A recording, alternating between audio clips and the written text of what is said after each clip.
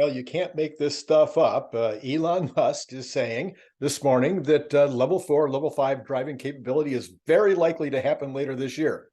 Number two, in a full employment environment, ADP reports employment numbers increased by more than double the expectation.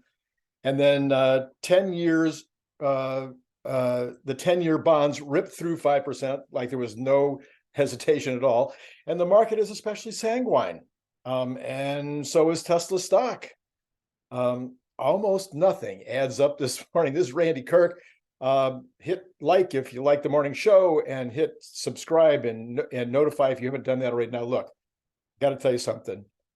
I know I'm always talking about the shows that are coming up. They're going to be amazing. But all right, you may have noticed, if you might have seen Brian Wang put up a bunch of numbers yesterday with regard to his expectations for earnings coming up here in less than 2 weeks, including his expectation that the margins would come in at 2.1 to 2.3%. I'm sorry, 21 to 23%.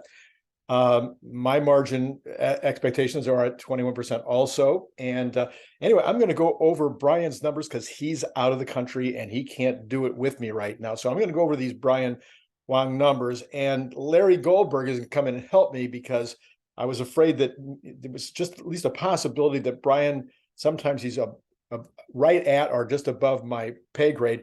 And so Larry understands things that are above my pay grade. And so Larry's going to come in and help me. Plus, I'm sure he's going to add his own color, because I'm sure he has his own expectations with regard to margins coming up. So the Brian Wang, our resident genius, Larry Goldberg, the powerful VC guy, who also has a huge history as an entrepreneur and in software. And then, the little me. So you want to see this, hit notify so that you be reminded. And then, of course, join the Patreon, where we now are doing some exclusive content, and it's only $5 a month. Okay. You couldn't probably ask for worse news in this current business environment. Speculation was that the ADP numbers today would be adding about 220,000 jobs. Now, that's a solid gain. There's nothing wrong with that. That would not be the economy going in the toilet, but it probably would have, been okay with regard to the Fed and maybe the bond market. Everybody would have been okay with that. No, that's not what happened. The real number, now remember, we're talking about 220 expected, 497,000 is what ADP is reporting. Okay, so this is after they put out a revised number of 267 from last month, which is, so in other words, they almost doubled the number from last month, more than doubled the expectation. To make matters worse, they came in with a wage increase of 6.4 on a year-over-year basis. The services and construction sector saw the biggest increases. Now, this is not unexpected. There's no doubt that people are traveling like crazy. The summer hiring has begun. And again, when you've got a situation where people can't buy a new home, they're going to spend money on fixing up their home. And you also have a lot of construction taking place right now, both in government as well as corporate construction, with in particular the Inflation Reduction Act, the RA, beginning to have an impact. People actually starting to build stuff. So those are not surprising, but the numbers are still surprising, because even though ADP only gets their numbers, I want to just explain really quick. Most of you already know this. ADP gets their numbers from who? From their customers. Okay, ADP does payroll for a huge number of companies in the United States and around the world, and they're only getting their numbers from those customers. And so commonly that won't there'll be some mismatch with that and what we're going to see tomorrow from the U.S. government numbers, which are based on a broader sampling of surveys of companies. So their job numbers come from companies that they survey, and then the unemployment rate comes from a broad survey of homes, where they just call people's homes on a regular basis and say how many people in the house are working. So the numbers tomorrow could come in a lot differently, but they usually aren't going to be so much different when these numbers are so high from ADP. Well, the bond market capitulated, and all the numbers I told you we needed to watch happened. So the 10-year has passed 4%, the 2-year passed 5%. The 2-month passed 5.5%. This is even before we see these labor stats tomorrow. I think now everybody, the bond market certainly is saying, okay, the 25 basis point raise is in July is a done deal. So here's the thing, though. Not so fast overall in terms of whether the Fed's going to raise, because commodity prices continue their downward spiral. Oil prices are down this morning. I mean, this economic information of more jobs being added would suggest that business is strong, but oil prices are going down, along with almost every other commodity section except for a couple of the foods like wheat and corn apparently are up a bit. But if iron ore is going down, that's going to help Tesla. That's going to help overall inflation. Iron, of course, everything steel comes from iron, but across the board, commodities are down. So maybe we'll have full employment. Thinking about full employment for a minute, you already have full employment, and you add, where do these jobs come from? I'm trying to figure that one out. That's what's going to be interesting about tomorrow's numbers. If you already have full employment, how do you add this many new jobs to in a single month?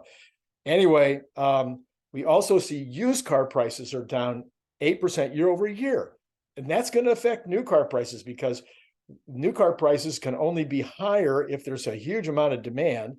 And so it's likely that the retailers and maybe even the OEMs will have to lower prices if, in fact, used car prices are coming down. It's going to be affecting new car prices as well.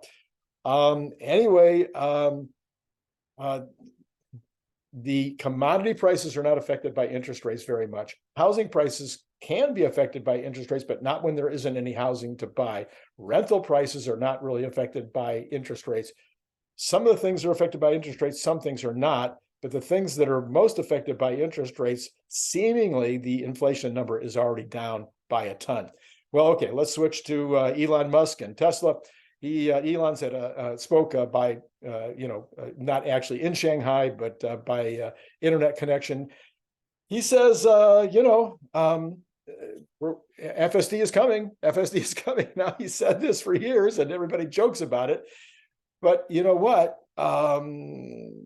Is this Elon just being Elon time? It could be happening. We know that the compute is going up exponentially with Dojo. We know that the data is coming in at massive numbers. We know that drivers are being hired to help out with edge cases and special situations. We know that Elon knows more about this than we do, and that the market does, and that maybe anybody at Tesla even knows in terms of what the expectations could be. And we certainly see, driving it around and looking at YouTube, that it's getting better and better. Well, maybe it's coming later this year. If it is, we're all rich. Anyway, well, time will tell. Here's a little short thing. Tesla hater groups now are putting out an old piece of FUD. They're saying, oh, the limited number of products available from Tesla are going to limit the ability for Tesla to continue to increase sales. They're selling more cars than anybody else, and you've only got these 2 models, 4 models total, but really only 2, and they've got nothing in the pipeline, and blah blah blah blah blah. This is. I mean, these are new articles coming out from respected sources that just come out in the last 3 days. Of course, they're all just mimicking one another. One person says it. Oh yeah, here's something we can say. Well, first of all, I'm just going to count a list here. First of all, the U.S. hasn't even begun to buy Teslas. The biggest car market in the world, second biggest after China, they haven't even begun to buy Teslas. Almost all the sales of Teslas are in California. In California, 20% of new car sales are from Tesla. 20%, almost 20% are BEVs, and almost 20% are Teslas, because that's almost all the BEVs that are sold in the United States. Other states, it's more like 2%. So the potential for increasing total sales just in the United States alone is massive with only these 2 product lines. Number 2, folks in California, where you have Teslas everywhere. I mean, as I drive around, I'm in Riverside, but I drive across to West LA all the time. I mean, there's Teslas everywhere, okay, and they all look alike, okay. Yeah, we have a gray Model Y. I mean, it is probably the most popular color, the most popular car. So we see ourselves coming and going all the time. I would have cared a lot about this when I was in my 20s, my 30s, maybe my 40s. We just don't care anymore. Okay, fine. We don't care that there's lots of them. It's all right. Maybe the older folks, I think in general, probably don't care. If you really cared, I mean, if it's really a big deal and you don't want to be just like everybody else, a wrap, it's $3,000. I mean, I've seen prices as low as $1,700, $3,000. You can get a wrap and you can be really, really unique. I mean, you can really be unique. Of course, you can get a paint job. They're much more expensive, but you can do that as well. And most countries in the world are similar to the US. They might have even higher EV penetration. They might even have higher Tesla penetration, but it's far from universal across any country. I mean, you have pockets where it's really popular and you have other pockets where it hasn't sold yet. You have plenty of demand possible just with the Model Y and Model 3 as it is. But however, they're doing a major overhaul of the Model 3. It's going to look different. Cybertruck's coming out in just a few weeks, and the Gen 3 vehicles are only 18 months away. At worst case, we're looking at Q1 of 2025. Anyway, that is the end of that particular rant. Let me take a look at the market and see what's going on right now. We have Tesla down 7.41. That, however, is only 2.62. That's only 2.5% down on the day, with all of the the ARK Invest funds. Those are down more. Apple is down. Apple's doing quite well in this market. The Nasdaq's only down 1.26%, which is surprising to me. That's down. Let's see. I'm sorry, I did that wrong. The Nasdaq is down at this point. Yeah, okay. Fumble fingers this morning. The Nasdaq is down 173 and the Dow is only down 339. I mean, this is, like I say, this is kind of a sanguine response to these big numbers. I guess maybe they're going to wait and see what happens tomorrow. But Tesla down 7.63 at the end of this conversation. Oh, let me just check those bonds real quick before we go. Let me check the bonds real quick. And bonds are coming in right now at just barely over 4. So we're still not at the top of the trading range, which is around 4.2. Oil is actually still down, but in that same trading range, around 71.5. Anyway, I hope this has been useful. If it has, hit like. If you want to see my conversation with Larry Goldberg as we described Brian Wong and my numbers, and probably Larry's numbers as well with regard to margins, because that's what's really going to matter coming up. That'll be on in about 4 hours, 4 or 5 hours. We'll be doing that. So it'll probably either 11 o'clock Pacific time or 1 o'clock, probably more like 1 o'clock Pacific time. Yeah, 1:30, something like that. So you pick that up. You want to hit subscribe and notify if you want to be notified of that. And remember, Patreon, this is a great time to join. I've got people jumping on every day now. We're going to be doing some unique content. There will be at least one unique piece of content up today.